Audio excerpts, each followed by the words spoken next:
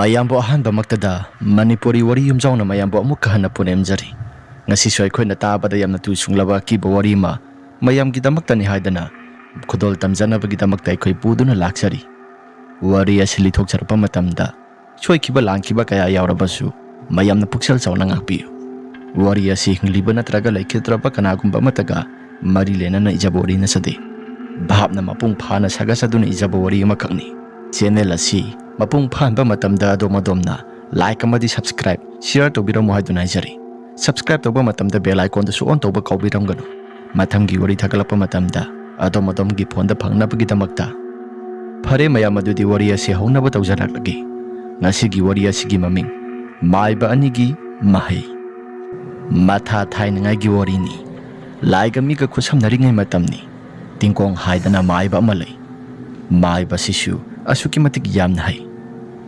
mahaka khul thangna badalaiba maiba sitor haidana maiba masulai mahaksu asuki matik yamna hai tingkong na nong magi numitni makuta yangkok ama pairaga singtamna kakhalai sing asi sukhra susui madu khakta sunatana sing asida makhoi mi simina thokpa matamda mafam jaga asida akemau puraktuna siriba misak ado phajana kiyaraga mafam jaga asida langthoknai numit khudingi mi simina thokpa sudamak jawi aduga thamagi manungda anirak ahomlak thokpa su mayawi ayamba matamda sing asida langja kwak singna laina paiduna lai asiba haksang sing asi sathokna bagidamakta tingkongna napu masagi manam masion thongna su kankreda sing asida asiba haksang hundok laba mafam oina mongpham oina onthok labanina apu masagi manam asi namsu namle ngarang na hanta sikiba nupa masado madugi manakta haisi kothi thidona lakpani mahaki thampham jagado kadom thangba saruktano kadai tana thigadaba saru polang mayam singa sina sapham ga amata khangdi singa si son thok na ngam khreda ahalgi matam na goi silakpani aidi on thok na wari asi hairaga no midang waira matam maduda tingkong sumakutta kai keno khra paiduna lai mayam singa do yangkok amada haptuna tingkong sung singtamna lai mafam jaga do thiba yaba thire sor thabet holaga tingkong hairai ya aina na han makhai asi bahaksang sing thikibadudi asigumna kuibadi amata yawkhidri aduga ngasigi numisimadi karino onthokna kuikreda kadai dana lairamgadaba hairaga mahaksu mantra khara solaga yingi adum hek yengba matamda mahaksu asi bahaksang laifam ado khangle tingkongna laire asagi khara sukpa mongsong asida asi bahaksang sing asi paikhat kana thamliba sigi manakta laire haba sakina khara phangli masigi manakta na isodamak chatlagi haidana tingkongsu asiba manak tamna damak chatli mafam jaga do yoba matamda phangli tingkongna phangli asini dana aina nga sai makai ko thiri base laire magi mamit zakasi aina porakliba thang suri sina ko thoklagi aduga isu yumda putharaga laison tinson khara tawraga aina sanagadoriba lai phatabadu mamit ase pansingadoribani asi baksang ase khara sathokpa horam ledana asi baksang ase yengba matamda khara su sokle mabuk thangba saruk ado tibong thirin khara singthoklami langja kwak singa sadana singthokhiba maramna hamai batingkong sumana masi phauram dabani atubu mana masi tamna phauba horakli amai batingkongna mana masi phauba horakledana onthokna nam thikre natona simen silagi aduga kai keno isu mahaki mamit ani si phaktalaga puthakragi hairaga amai batingko mahaksu mamit ado siriba na haduda mahakna purakliba thang suryeduna thinjali mamit ado phoidatli asumna tawduna leiringaida amai batingkong ado mathak thangba saruk asida kwak mayamna laina paidana khongba horakli amai batingkong adumna khonglakpaduda mahaksu karigumba kharadi tawrakadawre haibasi khangli amai batingkongna lai mathi phongba matam yoksilakle numidang wairam matamgi ai khara thuna kumhorgi mamit ase phakpa loirabani laison tinson su khara tawramlagi haidana maiba tingkong na laison tinson khara tawramlaba matungda mahak su sing adudagi kumtharakli sing asida mahak na kumtharakpa matamda maning thangba saruk asida kanagumba miyoi amana soro soro tawduna inarai amaiba tingkong kanagumba amana inarakle haibasi mahak su khangli mathak thangba saruk asida nupa nupi mayam amana kap kaptana makhol kaya marom ama numidangi numit leitharaklaba matam aduda taba horakli amaiba tingkong tarakliba khonjal sing asi mahak su khangli mafam jaga asida mangpham oirabanina siriba miyoi sing asigi thawai mayam sing asisu mafam jaga asida makhel langli aina hojiwaida phakliba mit asigi mapudura aigi tung thangba saruk asida inarakliba se asumna haidana mahaksu tung thangba saruk adomda laithokduna yengluba matamda haigumdana sapmanana lairami mahakna hosing haktangi mamangda mamit phakliba nupa asi bakchang adam tingkonggi maning waida hekta sapyungduna lepaga lairami mamit aduda ip mayam amasu ororor launa tarakli tingkongna ai asi banang naigi aigi tung asida inarakpa yaroi nangdi asi bakchangni aina ahing bakchangni nang gaiga kaidawnungda punba amata yaroi asumna lairingai wadi amata ngangdi asi bakchang adu sumahaki mamit adu piraklo haibagi mata agumna makhut sangna tinthorakli kusu kumela dasu amata thoktri musin muraga wangthrang wangna lepaga lairambaduda tingkong suma sada kitang di hainadi amaiba ama ojarabasu tingkong na wa makha tana hai nang aina hairisi tadra chalo nangi nafam jagada lairucho asumna hairabasu nupado adum tumina leptuna makhut adu sangna tintholaki asidi yararoi khanglaktuna maiba tingkongna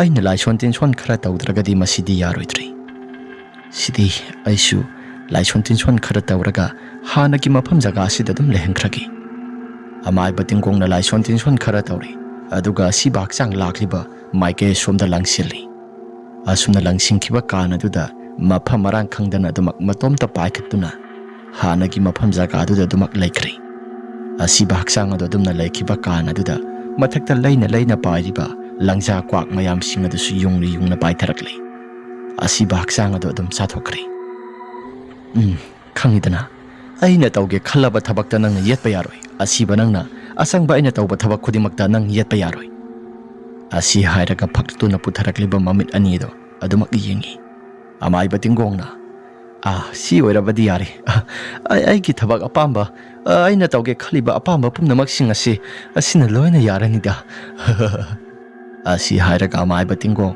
mayumda hankri asomdana kamdori amaiba sitor masado ingam ngamda lairami numidangi matam oisilakpadudang haktang pothage haidana uirum sarum potharakpa matamni makhoi thangnabada lairiba singthak asida kanagumba miyoi kharana kappa laubagi khonjel asi amaiba sitor manakong aduda mami sami nason pikna khara kanagumba miyoi khara su mami sami lepagumna kappa lauba tawriba singado makhol oina tarai amaiba sitor kaino aina uriba singasi karino mamang thaki matamda sigumba samata udabani aina urisi karino asi hairaga mamitte adamu silli masilda murum sonduna fere haiduna lai kanagumba amaga sathe langthingnabagi matawgumna masada sodumak tawri amaiba sitorgi matawduda mahaki nupi thambal sujanglai thambalna moi paba kaidawragi ase moi paba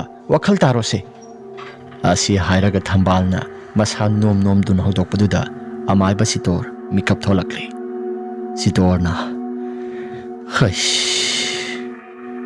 aigi hojiki manglana dubu tasingna oithokpa yarakadabara masi pumnamak sing asi aina singnaba amadi lai aigi sasi kangkhattabasida khullado awana tagadabadagi ngakthoknaba yamna kano hotnagi haidana khalambani adubu kadaidagi laibak thiba thodokno aigi sasi hauga kangkhatpa amata ngamdana asumak laibagum tawri aina isasi son basida aina tawgadoriba thabak thawgai pumnamak sing asisu amata tawba yadre pharese ado mangda kai urino haigeta ꯑꯩꯒꯤ ꯃꯪ ꯑꯁꯤꯗ ꯊꯪꯅꯕꯗ ꯂꯩꯔꯤꯕ ꯈꯨꯜ ꯑꯁꯤꯒꯤ ꯆꯤꯡꯊꯛ ꯊꯪꯕ ꯁꯔꯨꯛ ꯑꯁꯤ ꯃꯤꯁꯤ ꯃꯤꯅꯥ ꯊꯣꯛꯄ ꯃꯇꯝꯗ ꯃꯈꯣꯏꯒꯤ ꯆꯤꯡꯃꯥꯏ ꯑꯁꯤ ꯑꯗꯨꯝ ꯃꯈꯣꯏꯒꯤ ꯃꯪꯐꯝ ꯑꯣꯏꯗꯨꯅ ꯂꯥꯛꯄꯅꯤ꯫ ꯑꯩꯈꯣꯏꯒꯤꯁꯨ ꯑꯩꯈꯣꯏꯒꯤ ꯆꯤꯡꯃꯥꯏ ꯊꯪꯕ ꯁꯔꯨꯛ ꯑꯁꯤꯗ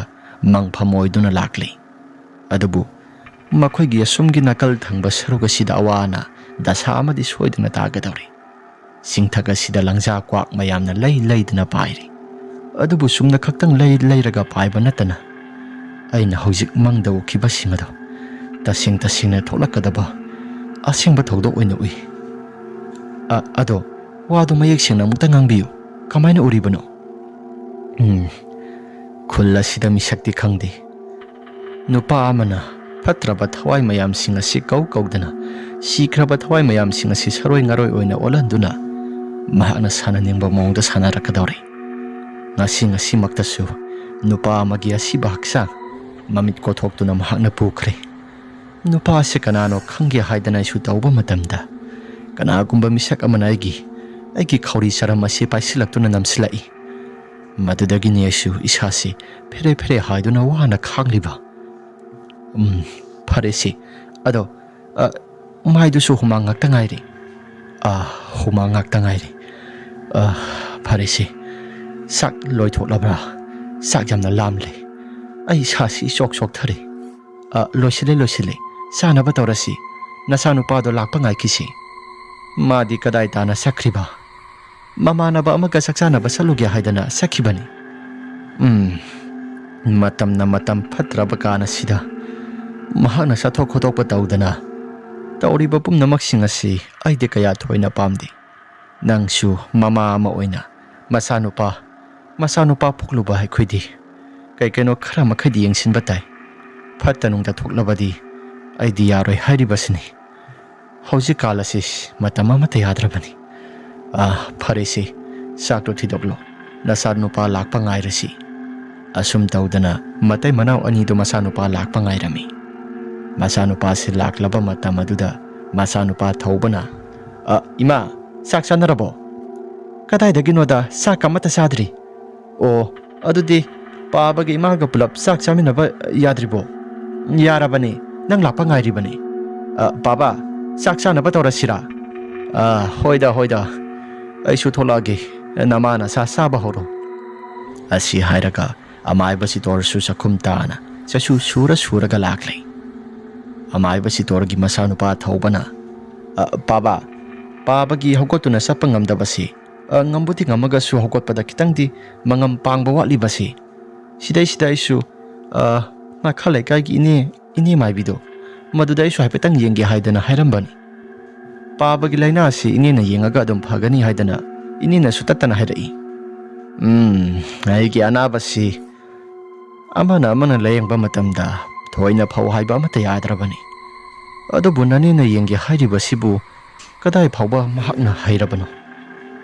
ꯃꯊꯣꯡ ꯃꯔꯝ ꯈꯪꯗꯅ ꯄꯨꯡꯄꯥꯏ ꯄꯥꯏꯕꯁꯤꯁꯨ ꯑꯩꯗꯤ ꯏꯁꯥꯁꯤ ꯅꯨꯡꯉꯥꯏꯔꯣꯏ꯫ ꯀꯅꯥꯅ ꯈꯪꯕ ꯁꯤꯗꯒꯤ ꯍꯦꯟꯅ ꯍꯦꯟꯖꯤꯟꯈ꯭ꯔꯕꯗꯤ ꯃꯇꯝ ꯀꯨꯏꯅ ꯁꯥꯡꯅ ꯍꯧꯒꯠ ꯀꯥꯡꯈꯠꯄ ꯉꯝꯗꯅ ꯂꯩꯔꯛꯂꯦ꯫ ꯃꯗꯨꯒꯤꯁꯨ ꯃꯊꯛꯇ ꯍꯧꯖꯤꯛꯄꯨꯗꯤ ꯈꯔ ꯐꯔꯛꯇꯨꯅ ꯍꯧꯒꯠꯄꯁꯤ ꯉꯝꯗꯨꯅ ꯆꯠꯄꯁꯤꯁꯨ ꯑꯗꯨꯝ ꯈꯔ ꯉꯝꯂꯛꯏ꯫ ꯁꯤꯗꯒꯤ ꯍꯦꯟꯖꯤꯟꯈ꯭ꯔꯕꯗꯤ ꯑꯩꯁꯨ ꯏꯁꯥꯁꯤ ꯄꯨꯟꯁꯤ ꯅꯨꯡꯁꯥꯡꯅ ꯍꯤꯡꯒꯅꯤ ꯍꯥꯏꯕ ꯑꯩ ꯊꯥꯖꯗꯦ꯫ ꯄꯥꯕ, ꯑꯗꯨꯒꯤꯗꯤ ꯀꯌꯥ ꯊꯣꯏꯅ ꯑꯩꯗꯤ ꯊꯥꯖꯕꯗꯤ ꯇꯧꯗꯦ꯫ ꯍꯥꯏꯕꯗꯤ ꯏꯅꯦꯅ ꯐꯠꯇꯕ ꯇꯧꯔꯛꯀꯅꯤ ꯍꯥꯏꯕꯗꯤ ꯊꯥꯖꯗꯦꯗ꯫ ꯊꯥꯖꯗꯕꯒꯤ ꯋꯥ ꯅꯠꯇꯦꯅꯦ, ꯀꯅꯥꯅ ꯈꯪꯕ?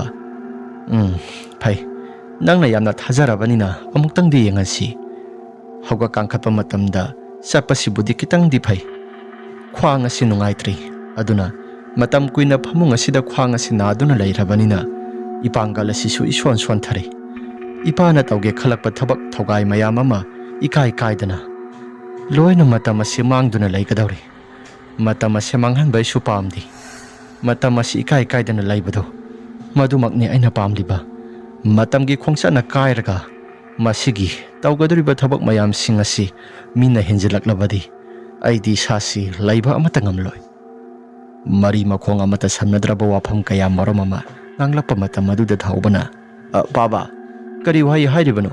ꯄꯥꯕꯒꯤ ꯋꯥꯍꯩꯗꯣ ꯈꯤꯇꯪ ꯂꯨꯃꯟꯗ꯭ꯔꯣ? ꯅꯪꯗꯤ ꯑꯉꯥꯡ ꯑꯣꯏꯔꯤ꯫ ꯅꯃꯥꯗꯤ ꯑꯍꯜ ꯑꯣꯏꯔꯕꯅꯤꯅ ꯑꯩꯅ ꯍꯥꯏꯔꯛꯂꯤꯕ ꯑꯥꯊ꯭ꯔꯁꯤ Namadi loina khanglabani. Phare phare. Sak to gyan tana sathoklo. Aduga kai kaino khara wari watai sanasi. Ipaisa. Baba. Ipaisa wari sanaba hairaga. Aidi sase. Hojik yumda halakpada. Isase karigumba ama itaw tawri. Isabu kai kai thingnarakpa. Hayo. Ipada tamo. Aisu imana boyda saksana basalaga halakpani. Aduda. Somgi singmai thangba saruk asida mathak thangba saruk ado. Maduda nupi mayamna kana kapagi khonjel yamna tai. Madugi sumathakta sa kai usep mayam amana mathak thangba saruk asida laina paira ga lakna khongi. Ado pawa asise nahan makadi kaya thoina mata tawdabani. Handa marak asi toina tawkhalakli basi. Sibu karigino. Masigi maram asi yamna sauna lay. Ado Haujikti sak sari banina sigi wari asi sanagumsi sak saba toklaba matungda wari do phajana sanarasi asi hairaga mapa masado sak saba toknaba phajana tawrakle sak saba toklaba matungda phamna wari watai sanaba horai amal basi torsu phanamada phami masanupa su phanabada phami masanupana paba nasai pabana hage haidana toramba wari do karambo duribano Yengo. Thangnaba khula sida miyoi ama lay. Miyoi asi aina sum yengbada asamba miyoi di mandi. Numidang wairamgi matam maduda isiurum sarum tawrakpada. Sigi singmai thangba saruga sida kanagumba misak amana thang suri ama pairaklaga. Matam ikui kuidana sikhiba. Nupa masa amagi mamit anikak kwathoktuno puthokre. Aina mangde urakpa singado. Aina kanano haidana yengge tawbada nupa do yengba phangamde. Madugi sumathakta timu laimo ama tholaktu naigi sasi namsilai. Madudagi ay simang lakna duna sige haidana phak tawramlabani. Nama laktu na sanglaktu na kankibaduda ay si mikap thorakpani. Mikap thorakpa matamda su isasi. Kay gumba ama itaw-tawi. Paba. Sunggi singmay thangba saruga sinahan makay ga iman manadi. Satpa matamda su isasi. Kiti kirum tawraga. Kari gumba ama itaw-tawi. Satpada su isasi apha apu na bagum na damtawi. Yariba makai thangnaba khulasi yariba makai sangsingkanu sida hek sangsiloba matamda handak marakti khudong thibase khara mayok nagadaba male ipana sum yengbada aigi sasi sapa khotpada kaya thoina akaiba laitragadi aisu thangnaba laikai sida tawriba pumnamak singasi nungaiti ngathok singdoknaba aisu isasi khing launa laikadabado aigi anaba sina laiba ngamdri Paba, adu oiragana ineda mungtang yengthoksi. Faragana pabagi anabado, farakpasu yaida. Ine simina sudum haide hainai. Aidi paba se mungtang puraklaga yenge haidana ineda haido omi. Hayengse, ngihaktang salaga yengusi. Nangna yamna thajana hairabanina. Aisu amungtang di yengningi. Kuire, matam kuina sangna hawka kangkhat pangamdana. Yamna wana lairakpa. Haujipudi saisugi matiang naisu. Khong asi laibakta taraga sapa phawbadi ngamjari. Adubu aina tawgadaba thabak thogai pumnamak sing adudi amata tawba ngamdri. Yengo. Thangnaba khula sida sanariba pumnamak sing ase mathang tawraktuna aikhoigi laikai da phawbada yawrakpa yana lairi. Aduna khula sida natana thangnariba khula sisu ngakthok singdokpada aina sauraba mateng ama panggadoribani. Hoi baba adudi hayeng ado inegi manakta mungtang salaga yengthuusi. Asi hairaga matay manaw ani amadi masanupa thawbado magi kasinda pothana basangnakhri. Ahing tanglaw thingzilaklaba matamni amaiba tingkongna. Numidangi matam oiraklabanina kanagumba amata susatnadri. Pare, aisu singkhong thangba maikay somda aigi potlam singasi puduna salagi. Haidana singkhong thangba saruk aduda thongada tapna hangdoktuna tholakli. Kanagumba amata udi. Khula si sumisi lana tanay. Yuma si kaya kung natadabanina mahak na tawriba thabak singa si amata khangba nati. Singkhong thangba maike somda lakli. Amay batingkong na. Ay na nga si sanagadariba thawrampum na magsingasi. Ay nakuy na mamang thaki matamdagi haw na. Laigiting gimaramda sanarakpasi. Masimuk luba ni muksudi. Nga sige thawram sibudi ay susana batari. Asi hairaga maiba tingkong kubak ahumlok pudokli. ꯑꯗꯨꯒ ꯃꯍꯥꯛꯅ ꯀꯧꯅꯤꯡꯂꯤꯕ ꯂꯥꯏ ꯐꯠꯇꯕ ꯃꯌꯥꯝꯁꯤꯡ ꯑꯗꯨ ꯀꯧꯔꯛꯂꯤ꯫ ꯆꯤꯡꯊꯛ ꯊꯪꯕ ꯁꯔꯨꯛ ꯑꯁꯣꯝꯁꯤꯗ ꯁꯤꯔꯒ ꯍꯨꯟꯗꯣꯛꯈꯤꯕ ꯃꯤꯑꯣꯏ ꯃꯌꯥꯝꯁꯤꯡ ꯑꯗꯨꯒꯤ ꯍꯛꯆꯥꯡ ꯃꯌꯥꯝꯁꯤꯡ ꯑꯗꯨꯒꯤ ꯐꯠꯇ꯭ꯔꯕ ꯊꯋꯥꯏ ꯑꯣꯟꯈ꯭ꯔꯕ ꯊꯋꯥꯏ ꯃꯌꯥꯝꯁꯤꯡ ꯑꯗꯨꯁꯨ ꯑꯃꯥꯏꯕ ꯇꯤꯡꯒꯣꯡꯅ ꯀꯧꯔꯤ꯫ ꯇꯤꯡꯒꯣꯡꯅ ꯀꯧꯔꯒ ꯃꯍꯥꯛꯁꯤ ꯃꯃꯤꯡ ꯍꯥꯏꯔꯒ ꯂꯥꯛꯂꯤ꯫ ꯊꯋꯥꯏ ꯃꯌꯥꯝꯁꯤꯡ ꯑꯁꯤꯁꯨ ꯀꯣꯏꯄꯥꯏ ꯄꯥꯏꯗꯨꯅ ꯑꯃꯥꯏꯕ ꯇꯤꯡꯒꯣꯡꯒꯤ ꯃꯅꯥꯛꯇ ꯂꯥꯛꯂꯤ꯫ ꯑꯉꯥꯡ ꯀꯞꯄꯒꯤ ꯃꯈꯣꯜ ꯑꯁꯤꯁꯨ ꯍꯧꯅ ꯍꯦꯛꯇ ꯇꯥꯏ꯫ ꯑꯁꯨꯝꯅ ꯑꯃꯥꯏꯕ ꯇꯤꯡꯒꯣꯡꯁꯨ ꯂꯥꯏꯁꯣꯟ ꯇꯤꯟꯁꯣꯟ ꯈꯔ ꯁꯣꯜꯂꯕ ꯃꯇꯨꯡꯗ ꯃꯍꯥꯛꯁꯨ ꯃꯃꯤꯠ ꯄꯥꯡꯊꯣꯛꯂꯛꯂꯤ꯫ ꯑꯃꯥꯏꯕ ꯇꯤꯡꯒꯣꯡꯅ ꯈꯪꯂꯤ, ꯑꯣ ꯂꯥꯛꯂꯤ꯫ ꯑꯁꯤ ꯍꯥꯏꯔꯒ ꯑꯃꯥꯏꯕ ꯇꯤꯡꯒꯣꯡꯁꯨ ꯃꯃꯤꯠ ꯄꯥꯡꯊꯣꯛꯇꯨꯅ ꯂꯥꯛꯂꯤꯕꯁꯤꯡ ꯑꯗꯨꯗ ꯃꯨꯟꯅ ꯌꯦꯡꯉꯤ꯫ ꯊꯋꯥꯏ ꯃꯌꯥꯝꯁꯤꯡ ꯑꯗꯨꯁꯨ ꯂꯥꯛꯇꯨꯅ ꯑꯃꯥꯏꯕ ꯇꯤꯡꯒꯣꯡꯅ ꯁꯥꯟꯅꯔꯤꯕ ꯃꯌꯥꯝꯁꯤꯡ ꯑꯗꯨ ꯃꯗꯨꯒꯤ ꯃꯃꯥꯡꯗ ꯄꯔꯦꯡ ꯁꯥꯡꯅ ꯂꯦꯞꯄꯤ꯫ ꯑꯃꯥꯏꯕ ꯇꯤꯡꯒꯣꯡꯅ ꯑꯩꯅ ꯅꯈꯣꯏꯕꯨ ꯀꯧꯔꯤꯕꯁꯤꯒꯤ ꯃꯔꯝꯗꯤ ꯅꯈꯣꯏ ꯈꯪꯕ꯭ꯔꯥ? ꯊꯋꯥꯏꯁꯤꯡ ꯑꯗꯨꯁꯨ ꯀꯔꯤꯒꯨꯝꯕ ꯑꯃꯠꯇ ꯈꯨꯝꯗꯦ꯫ ꯀꯅꯥꯒꯨꯝꯕ ꯈꯔꯅ ꯃꯃꯤꯠ ꯇꯥꯡꯕꯁꯨ ꯌꯥꯎꯏ, ꯀꯅꯥꯒꯨꯝꯕ ꯈꯔꯅ ꯃꯅꯥꯇꯣꯟ ꯌꯥꯎꯗꯕ ꯑꯗꯨꯒ ꯃꯈꯣꯡ ꯃꯈꯨꯠ ꯌꯥꯎꯗꯕ ꯊꯋꯥꯏꯁꯤꯡ ꯑꯗꯨꯁꯨ ꯏꯀꯣꯏ ꯀꯣꯏꯅ ꯑꯃꯥꯏꯕ ꯇꯤꯡꯒꯣꯡꯒꯤ ꯃꯅꯥꯛꯇ ꯂꯦꯞꯂꯤ꯫ ꯑꯃꯥꯏꯕ ꯇꯤꯡꯒꯣꯡꯅ ꯃꯇꯝ ꯀꯨꯏꯅ ꯁꯥꯡꯅ ꯃꯃꯥꯡꯗꯒꯤ ꯍꯧꯔꯒ ꯑꯩꯈꯣꯏ ꯈꯨꯜꯒꯤ ꯏꯃꯥ ꯑꯌꯥꯡ ꯂꯩꯃꯁꯤ ꯑꯩꯅ ꯊꯝꯍꯥꯏꯔꯕ ꯃꯇꯨꯡꯗ ꯅꯈꯣꯏꯒꯤ ꯊꯋꯥꯏꯁꯤꯡ ꯑꯁꯤ ꯑꯩꯅ ꯀꯧꯕꯅꯤ꯫ ꯏꯃꯥ ꯑꯌꯥꯡ ꯂꯩꯃꯁꯤ ꯍꯥꯟꯅ ꯊꯝꯍꯥꯏꯗ꯭ꯔꯒꯗꯤ ꯑꯩꯅ ꯁꯥꯟꯅꯒꯦ ꯈꯜꯂꯤꯕ ꯊꯋꯥꯏ ꯃꯌꯥꯝꯁꯤꯡ ꯅꯈꯣꯏ ꯁꯥꯟꯅꯕ ꯑꯃꯠꯇ ꯉꯝꯂꯣꯏꯗ꯭ꯔꯤꯕꯅꯤ꯫ ꯑꯗꯨꯅ ꯅꯈꯣꯏꯁꯤ ꯑꯩꯅ ꯁꯥꯟꯅꯒꯦ ꯈꯜꯂꯛꯂꯤꯕꯁꯤ ꯉꯁꯤ ꯉꯔꯥꯡꯇ ꯅꯠꯇꯦ, ꯃꯇꯝ ꯀꯨꯏꯅ ꯁꯥꯡꯅ ꯈꯜꯂꯛꯂꯤ꯫ ꯑꯗꯨꯕꯨ ꯃꯥꯏ ꯑꯁꯤ ꯏꯄꯥꯛ ꯄꯥꯛꯄ ꯉꯝꯗꯕꯗꯨꯗ ꯑꯩꯅ ꯅꯈꯣꯏꯒꯤ ꯊꯋꯥꯏ ꯑꯁꯤ ꯁꯥꯟꯅꯕ ꯉꯝꯈꯤꯗꯕꯅꯤ꯫ ꯊꯪꯅꯕ ꯂꯩꯀꯥꯏꯗ ꯂꯩꯔꯤꯕ ꯑꯃꯥꯏꯕ ꯁꯤꯇꯣꯔ ꯍꯥꯏꯔꯤꯕ ꯑꯃꯥꯏꯕꯗꯨꯁꯨ ꯇꯁꯦꯡꯅꯃꯛ ꯃꯍꯥꯛ ꯑꯁꯤ ꯑꯩꯒ ꯑꯣꯖꯥ ꯒꯨꯔꯨ ꯅꯥꯏꯅ ꯇꯝꯃꯤꯟꯅꯔꯛꯄꯃꯛꯇꯤ ꯑꯣꯏꯔꯦ ꯍꯥꯏꯔꯒ ꯃꯍꯥꯛꯅ ꯀꯣꯟꯅ ꯇꯝꯍꯧꯕꯅꯤ꯫ ꯑꯗꯨꯕꯨ ꯍꯩꯕꯁꯤ ꯃꯥꯒ ꯑꯩꯒ ꯆꯞ ꯃꯥꯟꯅꯅ ꯍꯩꯃꯤꯟꯅꯩ꯫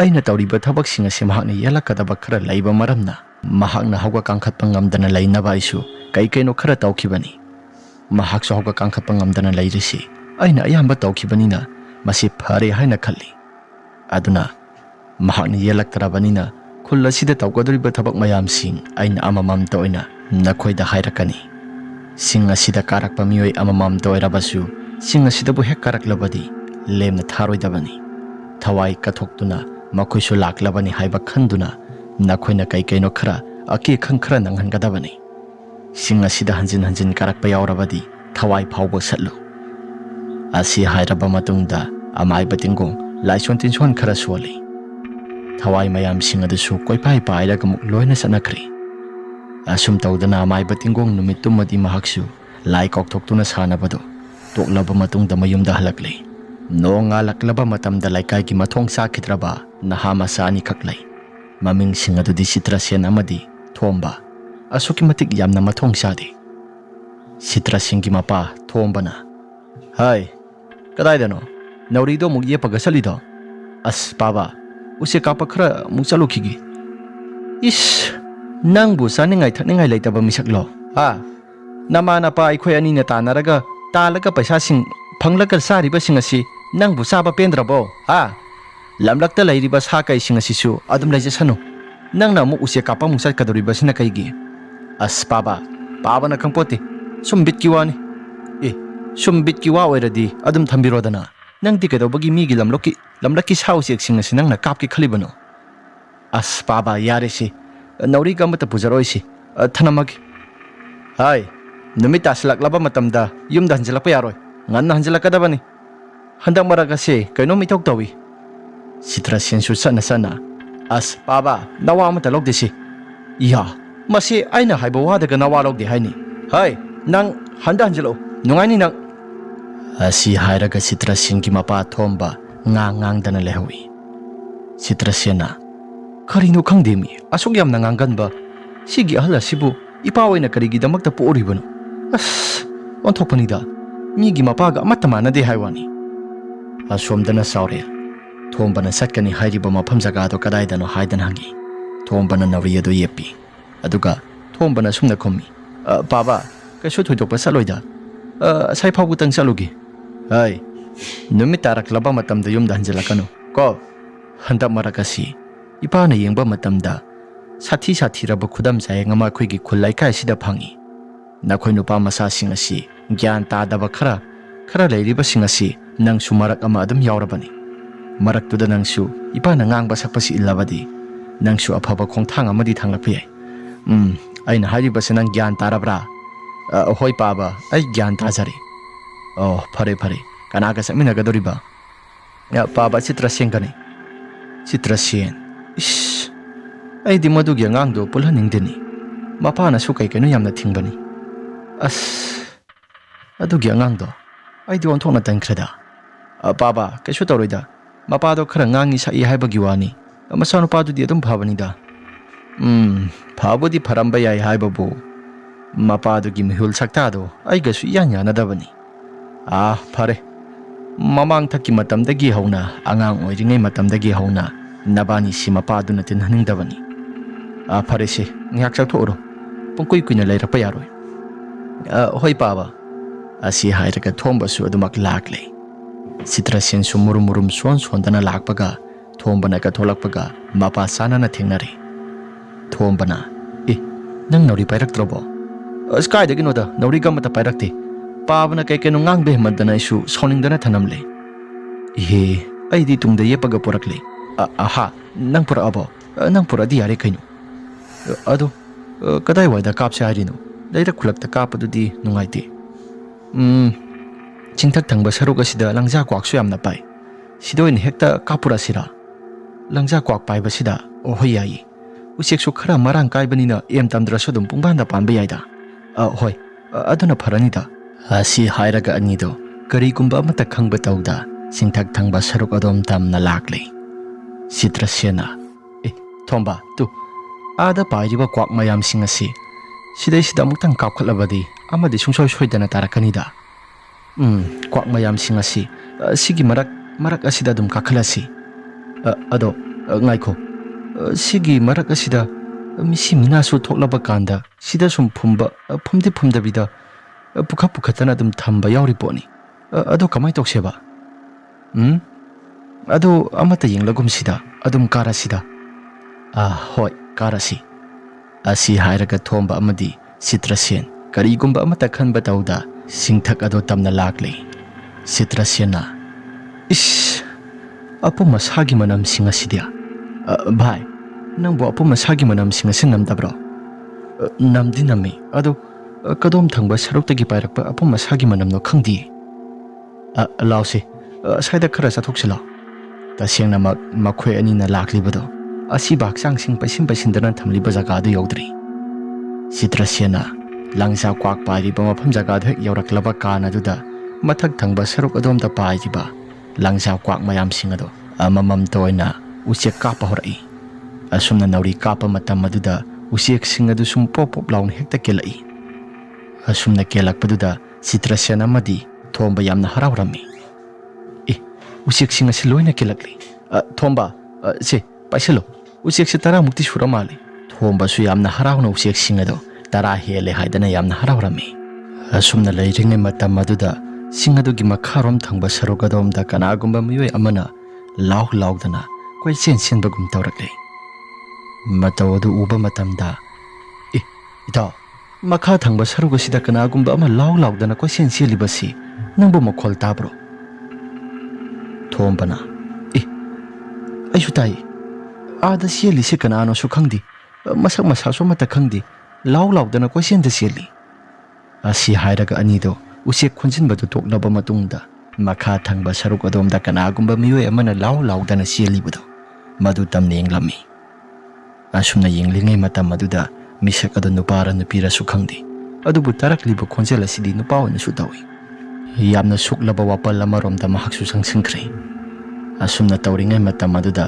Citrasena itaw wapal asoba sigi marakta singsinkhre amuktang tholaga yengusira yengagumsi mira laira su khangdi sigi mafam jaga si mangpham su oya haiba taine asumna lairinga numit adu su khara mamba horaklaba matamni thomban hana urai itaw yemutu ada uri si karino pareng sangna su ui lepagumna su ita karino sibo Citrasena itaw mi mayam amanatro aikhoinu se kapisi phapa punba tawgi haidana laklabra amuktang yengsira Yengagumsi yumda kumnaba tawrasi hairaga anido khara thuna kumtharai ngasai makhai makhoi ani na kap tana halakibo usek mayam singadusu mapha marang khangdan hingalaktuna koi phai paiduna sakri matawadu ubada anido ngakpana kham thengli Citrasiana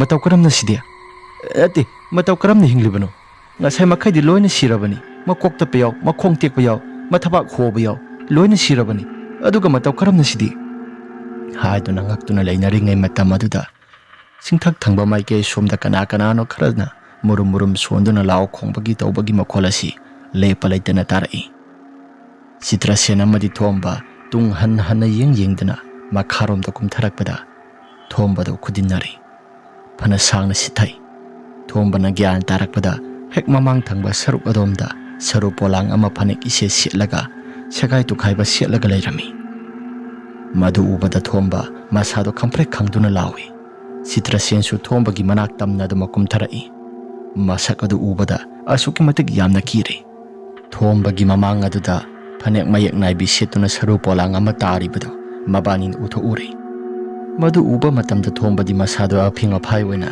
khara sakhatli asumna leiringai tung thangba saruga sida saru polang aktang ngairaga mafi marol sepo setabui tawraga makhoi mayam ama makhoi gi matungdi inarakpado madu uruba matamda mabani di masado kibana yadre mamang thangba sarukta leiriba saru polang aduna Citrasian gi khongda tap launa pairai asumna Citrasian su masado khamprek khangna saru polang adu makhong pakna kaurami ikhang khangawdana saru polang adu supuk hogolaklaba matamda makhoi gi mamang aduda tamna sanglai no kheba tawraga makhoi mayam singado makhoi ani tamna suma sumom silai thombana ida sidi khara thuna yumda kumhorasi natragadi ibani gi thawayasi soidana mangba tari asi hairaga anido wa amata hanna phawba ngangna batawda makhu samnaraga makha tamna da maksen tharai makhoi ani na sentharakli balambi adu supuma mektamami tung thangba saruga sida horiba uwa mayam singadu suprok hairaga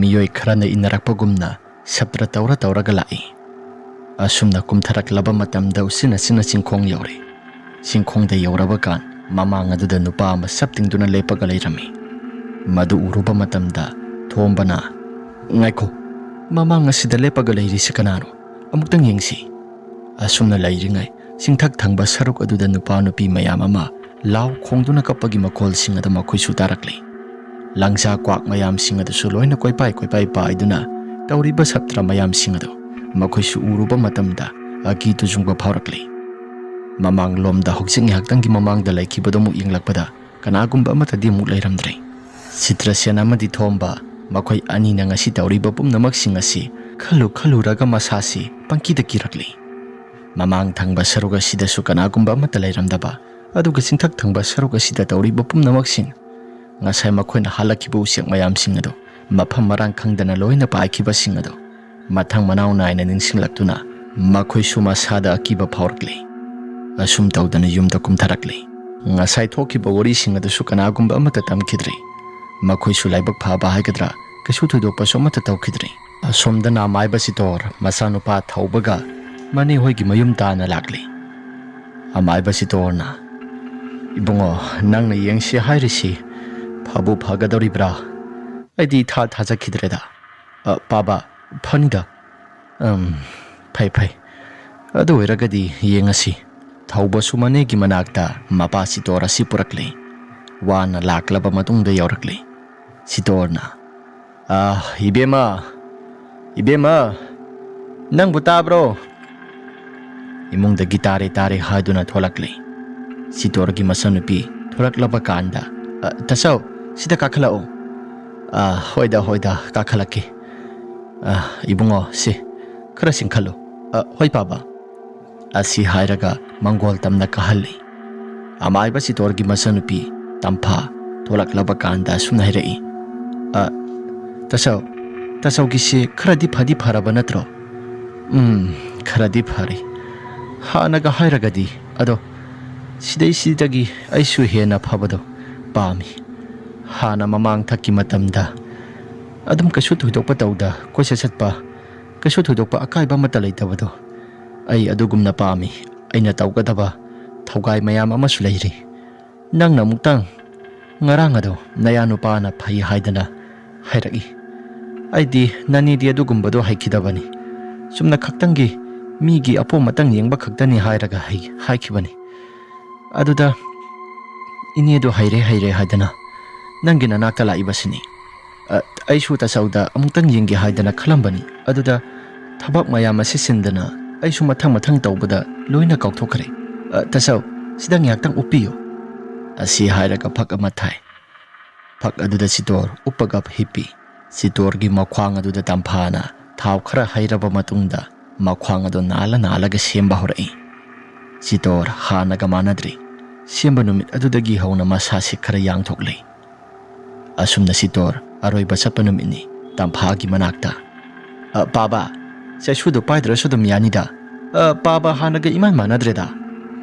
ꯌꯥꯔꯗ꯭ꯔꯥ? ꯑꯝꯇ ꯌꯦꯡꯒꯦ ꯑꯗꯨꯗꯤ.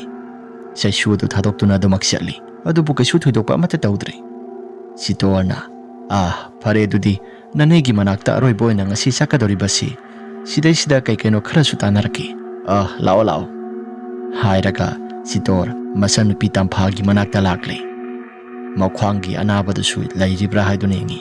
ꯑꯗꯨꯕꯨ ꯀꯔꯤꯒꯨꯝꯕ ꯑꯃꯠꯇ ꯂꯩꯇ꯭ꯔꯦ. ꯇꯝꯐꯥꯅ ꯇꯁꯧ, ꯀꯩꯒꯨꯝꯕ ꯑꯃꯠꯇꯗꯤ ꯂꯩꯇ꯭ꯔꯦ. ꯑꯗꯣ ꯇꯁꯧꯅ ꯀꯩꯅꯣ ꯊꯕꯛ ꯈꯔ ꯇꯧꯒꯗꯕ ꯂꯩ ꯍꯥꯏꯕꯗꯣ ꯀꯩ ꯊꯕꯛꯅꯣ ꯇꯁꯧ? ꯑꯩꯁꯨ ꯈꯨꯜ ꯂꯩꯀꯥꯏ ꯑꯁꯤ ꯉꯥꯛꯊꯣꯛ ꯁꯦꯡꯗꯣꯛꯅꯕ ꯈꯔ ꯃꯈꯩꯗꯤ ꯑꯩꯁꯨ ꯇꯧꯗꯕ ꯌꯥꯗ꯭ꯔꯦ. ꯃꯗꯨ ꯈꯛꯇꯁꯨ ꯅꯠꯇꯅ ꯊꯪꯅꯕꯗ ꯂꯩꯔꯤꯕ ꯂꯩꯀꯥꯏ ꯑꯁꯤ ꯑꯋꯥ ꯑꯅꯥꯈꯔ ꯇꯥꯔꯛꯀꯗꯧꯔꯦ. ꯑꯩꯒꯤ ꯈꯨꯝꯂꯦꯝ ꯃꯪꯂꯥꯟꯆꯥꯗ ꯀꯩꯅꯣ ꯈꯔꯁꯨ ꯎꯔꯝꯃꯤ. ꯇꯁꯧ, ꯃꯤꯅꯁꯨ ꯈꯔ ꯍꯥꯏꯅꯕꯁꯨ ꯂꯩꯗ.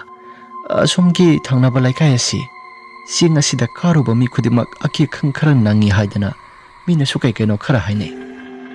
ꯌꯦꯡꯉꯨ, ꯅꯍꯥꯟ ꯑꯩꯁꯨ ꯅꯨꯃꯤꯠ ꯇꯥꯔꯛꯂꯕ ꯃꯇꯝ ꯑꯗꯨꯗ ꯏꯁꯥꯁꯤ ꯎꯏꯔꯨꯝ ꯁꯥꯔꯨꯝ ꯈꯔꯁꯨ ꯇꯧꯔꯨꯕꯅꯤ.